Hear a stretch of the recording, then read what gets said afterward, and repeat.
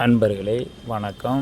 இன்றைக்கி நம்ம இந்த வீடியோ தொகுப்பில் எதை பற்றி பார்க்க போகிறோன்னா, மயானக்காளி எந்திரம் மந்திரம் பூஜை முறைகள். மயானக்காளி என்பவள் மயானத்தில் வாசம் செய்கிறவள். மயானக்காளி நீங்கள் உபாசனை எடுக்கணும் அப்படின்னு நினைக்கிறவங்க மயானக்காளியை வச்சு எல்லா மாந்திரிக வேலைகளும் பார்க்கலாம், ஒரு சிறு சித்து வேலைகள் பார்க்கலாம்.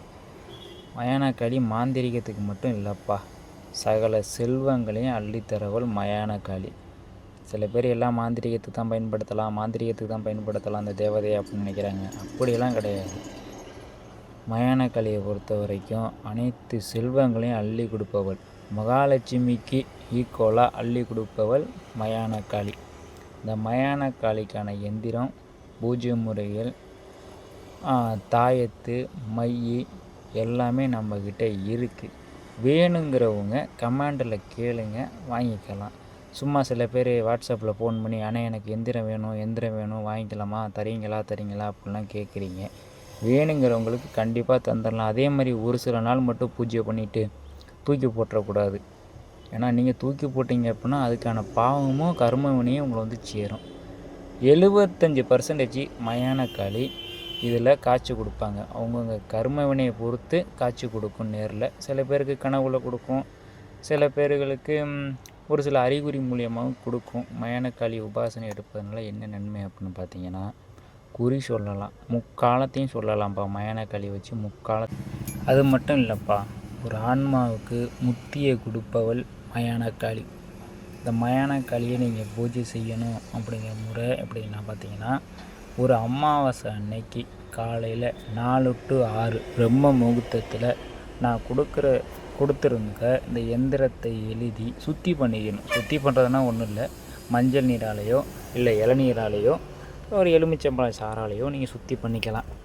கண்டிப்பாக இதுக்கு கரும்பன்றி ரத்தத்தை பூஜையில் பயன்படுத்துங்க. முடியாத பட்சத்தில் கருங்கோழி ரத்தத்தை பயன்படுத்தினீங்க அப்படின்னா வெகு சீக்கிரமாக உங்களுக்கு உபாசனை கிடச்சிரும். இந்த எந்திரத்தை முறைப்படி பூஜையெல்லாம் பண்ணி சித்தி பண்ணிட்டீங்க அப்படின்ன பட்சத்தில் நீங்கள் நம்ம இந்த மந்திரத்தை நீங்கள் சொல்ல ஆரம்பிக்கலாம். உடல்கட்டு முக்கியமாக அப்படின்னு பார்த்தீங்க அப்படின்னா அவசியம். கண்டிப்பாக மயானக்காளியை பொறுத்த வரைக்கும் உடல்கட்டு அவசியம்ப்பா. கண்டிப்பாக உடல்கட்டு போட்டே ஆகணும். அதே மாதிரி இந்த பூஜையை வீட்டிலேருந்து பண்ணலாமா அப்படின்னு கேட்டிங்கன்னா தாராளமாக பண்ணிக்கலாம். வீட்டில் இருந்து நீங்கள் பூஜை பண்ணணுன்னா பண்ணிக்கோங்க, அதை பற்றி பிரச்சனை கிடையாது. ஆனால் வீட்டில் இந்த கர்ப்பமாக இருக்கிறவங்க, இந்த மாதவிடாய் காலத்தில் இருக்கிறவங்க பட்சத்தில் இந்த பூஜை செய்யாதீங்க. ஏன்னா மயானக்காளியை பொறுத்த வரைக்கும் மயானக்காளி மட்டும் அங்கே வராதுப்பா. துர்தேவதைகள், பிசாசு எல்லாமே வரும்பா. கெட்ட ஆத்மாலேருந்து எல்லாமே வரும். மயானக்காளிக்கு எல்லாம் அடிப்பணிஞ்சது எல்லாமே உங்களுக்கு வீட்டுக்கு வந்துடும். அதனால் முடிஞ்ச வரைக்கும் ஒரு மயானத்தில் பண்ணிங்க அப்படின்னா ரிசல்ட்டு உடனே கிடைக்கும். மயானக்காளி உபாசனை நீங்கள் எடுக்கணுங்கிற பட்சத்தில் மயானத்தில் பண்ணிங்க அப்படின்னா ரிசல்ட்டு உடனே கிடைக்கும்பா. கண்டிப்பாக ஒரு குருமார்கிட்ட நீங்கள் இந்த எந்திரத்தை எழுதி வாங்கிக்கிறது சிறப்பான ஒன்று.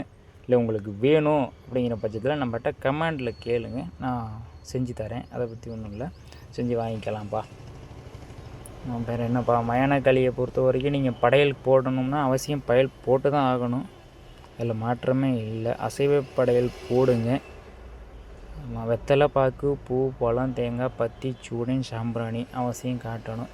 நீங்கள் இன்றைக்கி போட்ட படையில் நாளைக்கு காலையில் பிரம்ம முகூர்த்தத்தில் 4 to 6 அந்த படையலை கொண்டு போய் நீங்கள் மயானத்தில் வட திசையில் புதைச்சி வச்சுட்டு வந்துடுங்க. இல்லாட்டி வட திசையில் போட்டு வச்சுட்டு வந்துடுங்க.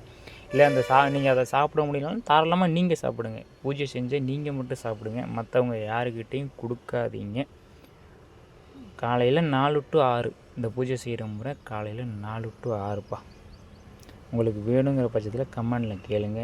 நன்றி, வணக்கம்.